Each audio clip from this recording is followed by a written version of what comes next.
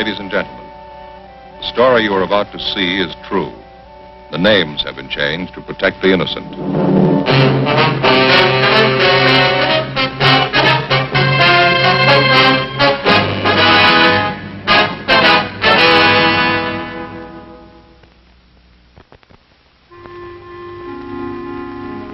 This is the city.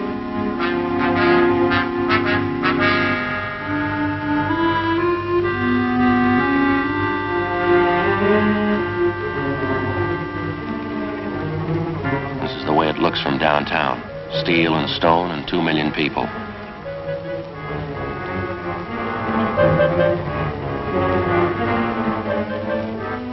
They produce everything for the millions. They use it up for the millions.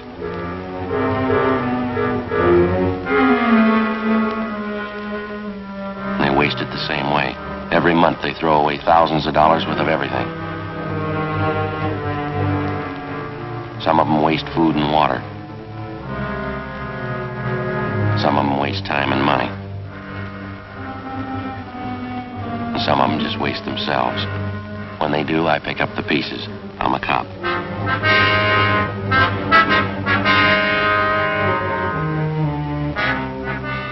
It was Sunday, March 9th. We were working the day watch out of homicide detail. My partner's Ed Jacobs. The boss is Thad Brown, chief of detectives. My name's Friday. It was 4:35 p.m. when we got to the Kelsey apartments. The call came in a half hour before. A man reported the fatal shooting of his wife. We didn't know how it happened. We didn't know why it happened. The husband claimed it was suicide. The evidence pointed to murder.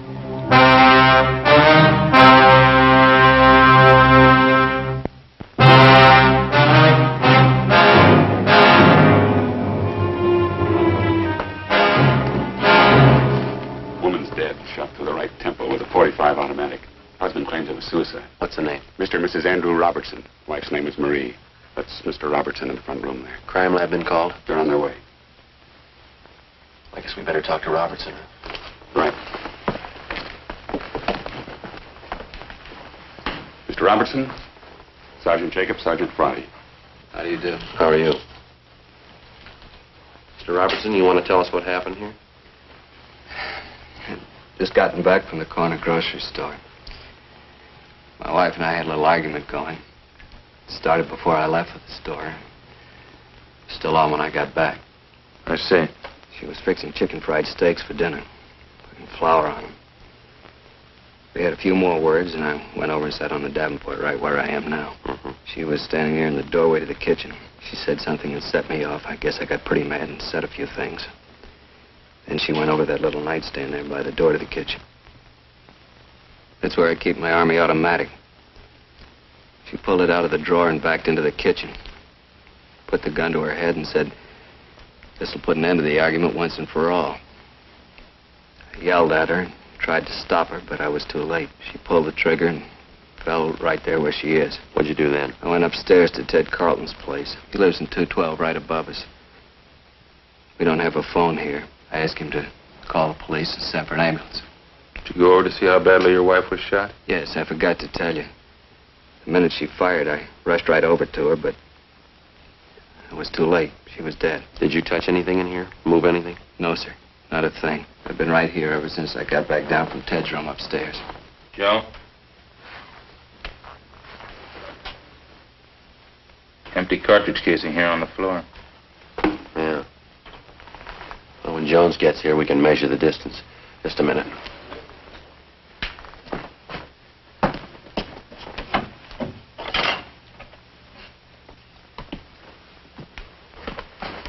Put this saucer over till the crime lab gets here, huh? Right. Hi, Jones. Harry? Joe? Lee, kitchen. Harry, what if you'd mind taking Mr. Robertson downtown? We'll be right down as soon as we finish up here. Right, Joe. See you later. Thanks, Harry.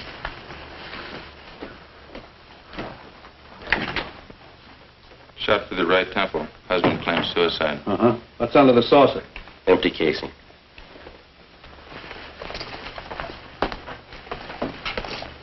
Looks like she was flouring meat, huh? That's what the husband says, yeah. That's probably what that is on the barrel of the automatic there. Yeah, we noticed that. Wastebasket's sure full, isn't it? Mm-hmm. Right tempo, huh? Mm-hmm. 45 automatic. Yeah. If she shot herself in the kitchen, the position of the body doesn't warrant the empty casing being out there in the living room, does it? George. Yeah. Come in. Friday? Jacobs? All right, George. Hi. What do you want to shoot? Why don't you get an overall of the room first and then grab one in the kitchen there? Yeah, all right. I'll get this saucer off the casing for you, George. Thanks. Okay. Jacobs, you mind moving over there a little? Oh, yeah. Thanks.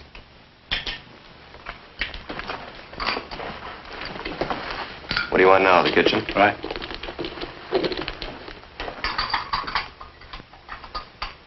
Right from where you are now is good. Okay.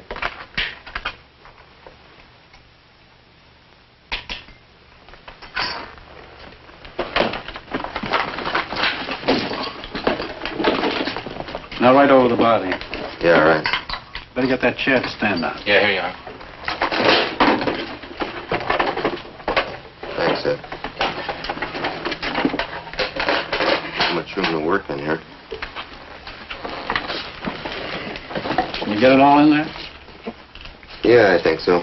Better use the wastebasket as your right-hand sideline. Kitchen stove on the other side. Right.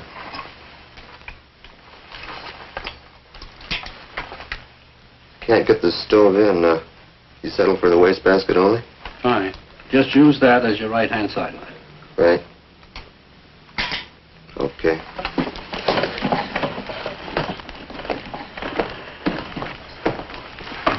Now, Lee, while you finish up here, Ed and I are going to run upstairs. Well, Joe, before you go, do you want to give me a hand? Take all this in. Sure, fine. Where do you want it? Right to about where she must have been standing. About here? That's good. Uh-huh. Thanks. You bet. Okay, we'll check you later, Lee. Fine. Hi, Sally. Friday, Jacobs, how is it? Rough one.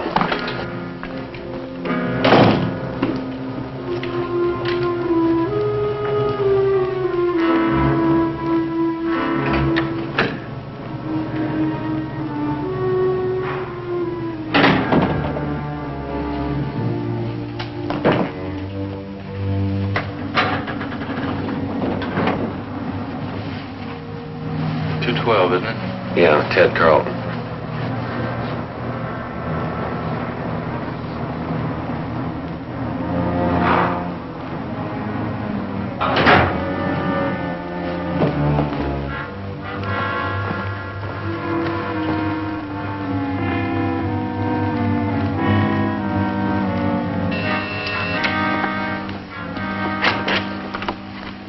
Yes? Police officers, you're Mr. Carlton?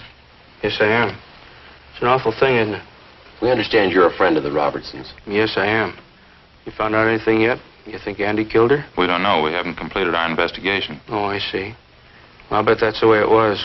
I hate to say that, but from all the indications, it certainly looks that way. How do you mean? The argument, the shouting, and then that single shot. I don't know. It sure struck me that Andy did it. When did the argument start? Was it prolonged, do you know? What do you mean? When did it start? What time, do you know? Well, this one today started about 3:30 when Andy got back from the store. They've been arguing ever since I've known them. How long have you known them? About 2 years. Those two never should have gotten married to begin with, if I'm any judge. You married? No, sir, I'm not. Wonder if you can tell us. Did Mrs. Robertson ever say anything that would lead you to believe that she was in fear of her life? Well, yes, she did. One time Andy stalked out of the apartment down there, and Marie came up here to see me. She was in tears, all broken up about it as usual during those spats. I see. She said, I'll try to remember exactly how she put it. She said, Andy gets so mad sometimes I think he's going to kill me. What do they usually argue about, do you know? Different things. This particular time I was telling you about, I think, was over his being late for dinner. I see. Now, aside from this one instance, is there anything else you can offer us? Well, Andy has a terrible temper, that I know. We used to go out and bowl once in a while, Marie, Andy, and myself. We had to stop. Every time he missed a spare, you'd think it was the end of the world. Would he usually seem to take it out on his wife? Most of the time, yeah. Although I must say I caught it myself a few times. Abusive language. He really carried on over nothing at all. Did Robertson leave his wife home alone much of the time? No, not any more than usual. Seems like he always wanted to get home just so they could argue. Everybody in the apartment house knows about him. Now, you said that Mrs. Robertson came up here after that one particular argument. That's right, sir. Did she come up here often? No, not very often. Just when she was unusually upset and her nerves were on edge. But only then when Andy'd rush out mad. Do you know whether or not Robertson owns a gun? Yes, I believe he does. As a matter of fact, I know he does. One night we were having trouble with prowlers. He came up here with his automatic. I see. Later on, I think I asked him where he got the gun. He said from the Army. Anything else you can add, Mr. Carlton? Well, I was the one to call the police. You knew that. That's what we understand. Well, didn't Andy tell you? He came up here right after the shot and asked me to call the police for him. They don't have a phone. Exactly how did he tell you? Well, what do you mean? Well, what were his exact words? Can you remember? He said, my wife's shot, call the police and get an ambulance quick. What was your reaction to this? Well, I'd heard the shot, so I wasn't too surprised. When Andy came running up here, I knew before he said a word. You could tell just to look at him. You could tell what? That something was wrong. I had a hunch all along that this might happen one day. What's that? That Andy'd kill his wife.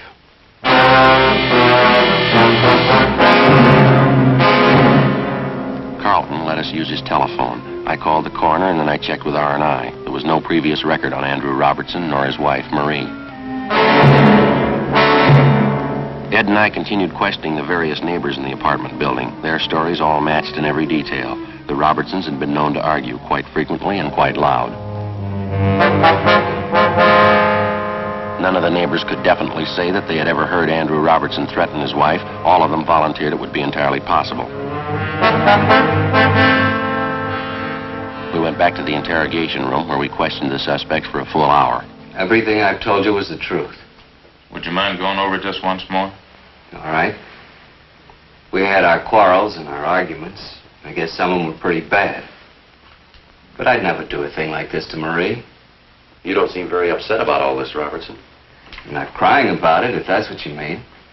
I'm sorry she had to do it. Tried to stop her, but there was nothing I could do. You seem to be taking all this pretty well under the circumstances. I don't know if I can explain how I feel about it. You see, Marie and I weren't too happy the last couple of years. We've been married 8 years, and I guess from the start we could never hit it off. Did you used to argue quite a bit? No, not at first we didn't. Just seemed that we've drifted apart the last couple of years. We seemed to fight all the time over nothing at all. I honestly believe we fell out of love. Would you mind telling us again exactly what happened this afternoon? First of all, when I got up, I always like to sleep in on Sundays. She asked me to go to the store. That started the argument. She knows I don't like to do the shopping. It seemed like she was always forgetting something and I'd have to go. Mm-hmm. When I got back from the store, she was making chicken fried steaks for dinner. She's putting the flour on the meat. We argued back and forth for a minute, and then she stepped into the living room. I went over and sat on the Davenport. Go on. We had a few more words, and she went over to the small nightstand by the kitchen door and took out my Army automatic that I kept in there. She backed up into the kitchen and pointed the gun at her head. Yeah? She said, "This'll end the argument once and for all." As I said, I was on the Davenport about 12 feet away from her. I yelled at her. What'd you say? I said, "Marie, put that gun down. It's loaded." Before I could reach her, she pulled the trigger. Then what'd you do? I rushed over to her, but it was too late. She was dead. What happened then? We don't have a phone, so I rushed upstairs to the apartment right above us, Ted Carlton's. I asked him to phone for the police and the ambulance. Did you tell this Carlton about your wife? Yes, sir, I did. Told him she'd been shot. Then where'd you go? So just like I told you, at the apartment. I went back downstairs and waited in the living room for you people to get there. Did you go near your wife's body? No, sir, I didn't. Did you always keep that gun loaded? Yes, I did. I always kept it loaded and actuated with a shell in the chamber. But I kept the safety lock on. Marie knew how to operate the gun because I showed her for when I was out late. She wasn't strong enough to actuate it, but she could work the safety. Did your wife ever try to commit suicide before? No, sir, not to my knowledge. Mr. Robertson, you sure that everything you've told us is the truth? It's the absolute truth, every word of it. Well, now, here's the way it looks to us. We think you killed your wife. I didn't. Let us lay a few things out for you. We talked to your friends and neighbors in the apartment house. We have people who'll testify to the fact that your wife was afraid that you might kill her. She told one man that. It isn't true. I don't know what she may have told somebody, but I didn't kill her. It's a known fact throughout the entire apartment building that you and your wife had violent quarrels. Kind of arguments from all reports could easily lead to something like this. I told you that we argued, but I didn't kill Marie. I couldn't do a thing like that. Mr. Robertson, we've made a preliminary investigation of your apartment. Now, you say your wife killed herself. Let me show you some of the flaws in your story. All I can say is that I've told you the truth. I didn't kill her. You told us that your wife went to the nightstand and got the gun. Yes, sir, that's right. How did she pick up the automatic? How do you mean? How did she take it from the drawer? Like anyone would pick up a gun by the butt. She picked it up like anybody who was going to use it. You're sure about that? Yes, sir, positive. She didn't touch anything but the butt. Well, she had part of her hand on the trigger. Yeah, we know that. But she didn't touch any other part of the weapon. No, sir, she did not. She didn't have time. Then how do you account for the fact that we found traces of flour on the barrel of the gun? Sure, she was flouring meat. How did the flour get on the barrel? I don't know. Isn't it true that when you approached her with the automatic pointed at her, she tried to ward off the shot with her hand? Isn't that how the flour got on the barrel? No, sir, that isn't true. Now, you said that your wife was putting flour on some steaks. That's right. How do you account for the fact that we didn't find any flour on the butt of the gun where it belonged? Or on the drawer of the nightstand where you say she first picked up the automatic? I can't answer that. I don't know what all this means. Well, I'll tell you what it means. It means that unless you've got some kind of explanation, we have to assume you're lying, that you killed your wife. I don't know how to explain all these things, but I didn't kill her. Mr. Robertson, you say you were an Army man. Isn't that what you told us out at the apartment? Yes, sir. I was a sergeant in the Army during the last war. What outfit were you with? I was an instructor in sidearm weapons at Santa Ana Army Air Base. Then you'd be somewhat of an authority on the Colt .45 caliber automatic pistol, wouldn't you? I guess I would, yes. That was one of the weapons I instructed in. You'd know all about the system of ejection employed by the Colt Company on their .45 automatic? Yes, sir, I would. The empty casing ejects to the right, up, and back. That correct? Yes, that's right. In other words, if you were pointing a .45 at me and you pulled the trigger, the empty casing would eject to your right, up, and fall to the floor to the rear on your right side. Is that right? Yes, sir, that's the way it would end up. You still maintain your wife shot herself? Yes, I do. Where was she standing when she pulled the trigger? As I told you before, in the kitchen. How was she standing? What do you mean? Which way was she facing? Well, let's see. Facing me about 3/4. Yes, that's right. In the kitchen near the sink, facing out toward me. And where were you? On the Davenport in the living room, facing her. Now, bearing in mind what we've already discussed and agreed upon concerning the ejection system of a .45, how do you account for the fact that the empty casing was found in the living room, 6 feet 4 inches from the kitchen? Well, let's see. I'll figure it for you. The empty casing should have been found on the floor of the kitchen somewhere to the right and rear of your wife. Isn't that about it? Well, I don't understand. Why are you trying to prove me guilty? I've told you, and I swear to you, I didn't kill my wife. It'd be a physical impossibility for that empty casing to have landed anywhere but in the kitchen if your wife had pulled the trigger of that automatic. Now, how about it? What can I say? Please believe what I'm telling you. I didn't do it. Not according to the evidence. I don't understand any of this. All right. Here's the way we've got it reconstructed. You had a quarrel. You got the gun. You met your wife at the doorway of the kitchen. You pointed the gun at her. She tried to ward it off with her left hand, leaving flour on the barrel of the gun. You fired, and the casing was thrown up and back to the right where it landed on the rug of the living room. The testimony of the neighbors, the flour on your wife's hand, the position of the empty casing. Robertson, you're it. I don't know why all those things are the way you say they are. We do. We don't believe your wife committed suicide. Come on, Ed.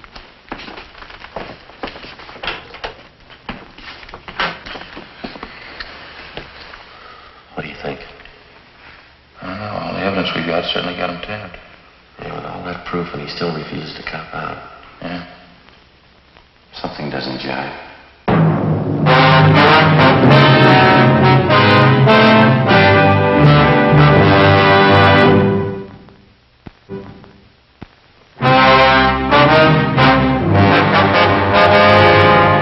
We had Gene Bechtel take Andrew Robertson's statement that his wife had committed suicide, a fact that he couldn't prove and that we could disprove.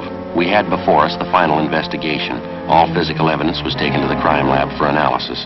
The photographs taken at the scene were developed and brought in for careful checking. Blotter tests were made to determine the distance of the gun from the victim when it was fired. Both Robertson and his deceased wife were fingerprinted, and latent prints detail started to check them out. 2 teams of men were sent out to talk with the close relatives of the 2 people.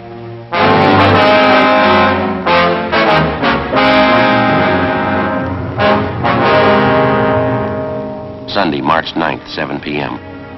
We got a call from Lieutenant Lee Jones that he had the final results of his investigation. We went over to the 2nd floor of the central station, the crime lab. Take a look at this. Picture of the .45 casing, huh? That's right. Take a close look at it. Right here, particularly. Yeah. Notice this one edge is a little indented here. Ejector marks. No, here are your ejector marks up here. You see? This indentation is something entirely different. What is it? You remember where you found this casing? Yeah, 6 feet 4 inches into the living room. That's right. We wondered how it could have been thrown that far by the ejector if the husband's story is true. The ejector didn't do that. I wondered, too. On closer inspection, I noticed this indentation. Let me show you how this casing got there in the living room.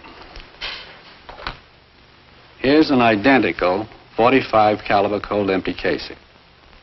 Yeah. We place it on the floor on a piece of linoleum, the same thickness as their kitchen linoleum.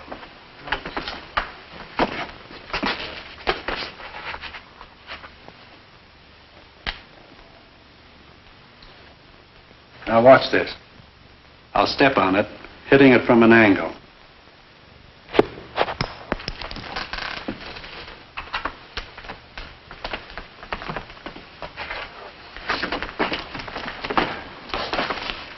There's your answer to that one.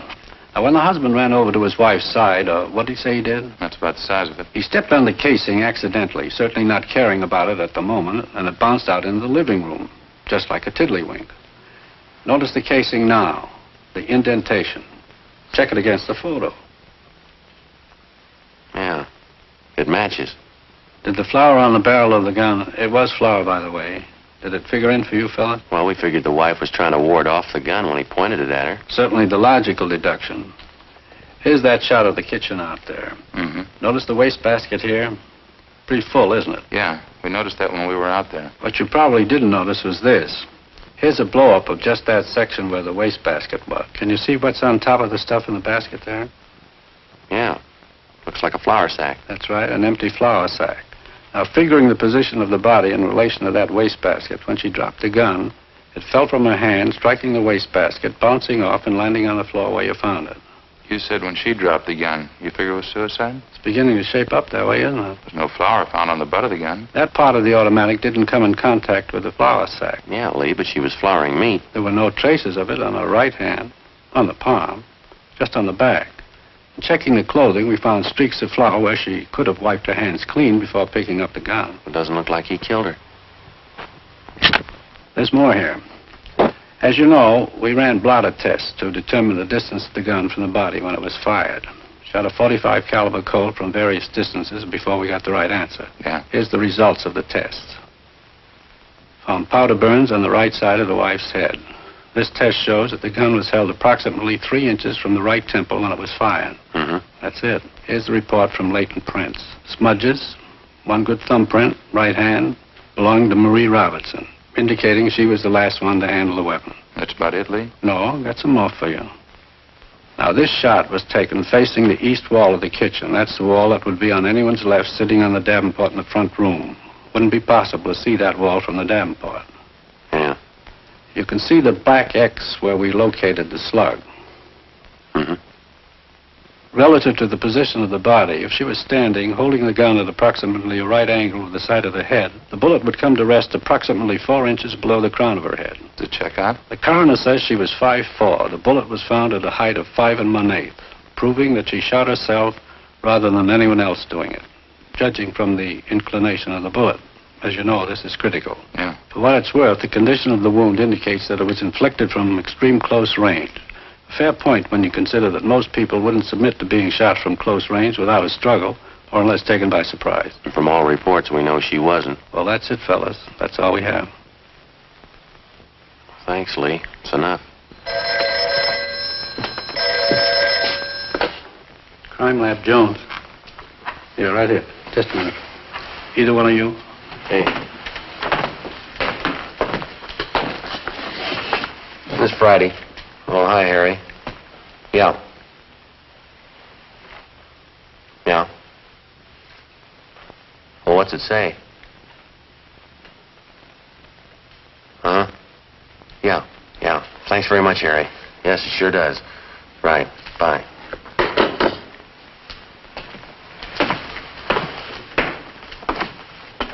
Harry Fremont. He just left Marie Robertson's mother. What'd she have to say? Well, Fremont says she gave him a letter. He's on his way in with it, written by Marie Robertson. Says something about her taking her own life. Her mother says that the husband didn't do it. Says that the daughter's shown indication in the past of wanting to take her own life. Well, that about cinches it. Makes you feel kind of good, doesn't it? Yeah. Finding a man clear on a charge instead of having to hang him up. Yeah. Come on, Ed. Right. Where you headed? Back across street. Wait till I get my coat. I'll go with you. What for? I want to see him, too, when you tell him.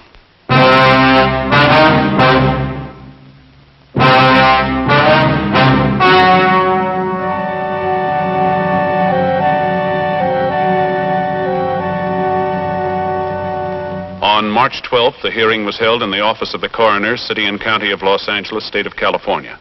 In a moment, the results of that hearing.